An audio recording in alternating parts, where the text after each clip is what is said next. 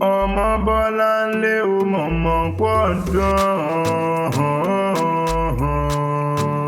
Mama Priscilla ti ń sọjọ́bí lónìí, mo pé ó kú ọdún, ó sì kú àṣeyẹ. Ìran lọ́dún ní kọ́ mọ́dún ẹ̀ lọ́dún, kórè dákun kó bá ọ ṣe kó rọ́nà gbégbá nílẹ̀ ayé. Kó má ṣe rí nira, kó má ṣe máìsàn, kó má ṣe mọ́ bànújẹ́. Lágbára lọ́wọ́ Ọlọ́run ọba, òhòrí gangan ọmọ Bọ́láńlé, ire mídíà dùkẹ́ lónìí wá mọ̀ kí ọ lónìí gbèjègbè ẹjọgbẹ̀rìndínlógún wípé òkú ọdún, olóòkú ọdún, ó sì kú àṣeyẹ. Òní ní ìsọjọ́bí rẹ̀ gangan, sóní mọ́ni sóníbẹ̀ yẹn ni.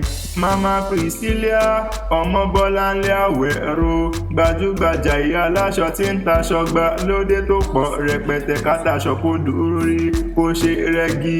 Èdùmàrè ló fi rán Àwẹ̀rò, gbajúgbajà ìyá aláṣọ ní Benghazi. Dákun mọ́ gbádùn tí ẹ̀ ò jẹ́ àrí ọdún ẹ̀ lóde.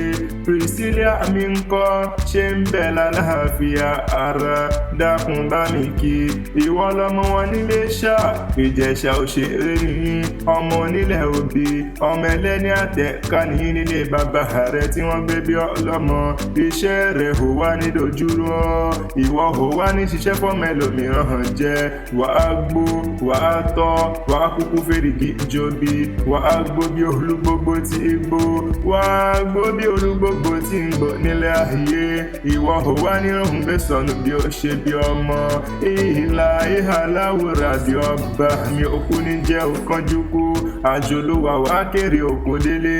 Ò ní parẹ́ sájò, bẹ́ẹ̀ ni wọn ò ní rúkú rẹ̀ wálé.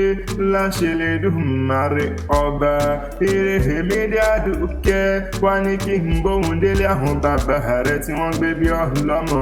Ìwọ lọmọ wọn ní Ilesha, Ìjẹ̀ṣà òṣèré nìyí, ọmọ onílẹ̀ òbí, ọmọ ẹlẹ́ni àtẹ̀ká, ọmọ ẹlẹ́ni ẹ̀wẹ̀lẹ̀. Ọmọ kékeré ọwọ́ wọn kì í mú kọyan gan, àgbàlagbà wọn ò gbọ́dọ̀ jẹ́ kábàábà. Torí bí wọ́n bá mọ̀ bí òwúrọ̀, bí ó bá ju bíntín, ẹ dákun ẹ jẹ́ ká lọ rí fún Ìjẹ̀ṣà àjẹ.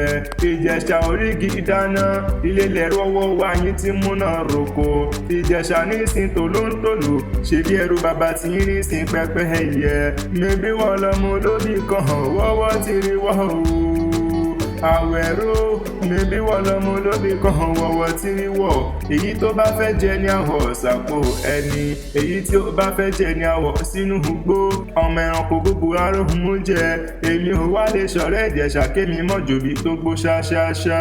Àwẹ̀rò, mẹ́bí nínú ilé àwọn bàbá rẹ̀ tí wọ́n gbé bí ọ̀hún lọ́mọ gangan ni.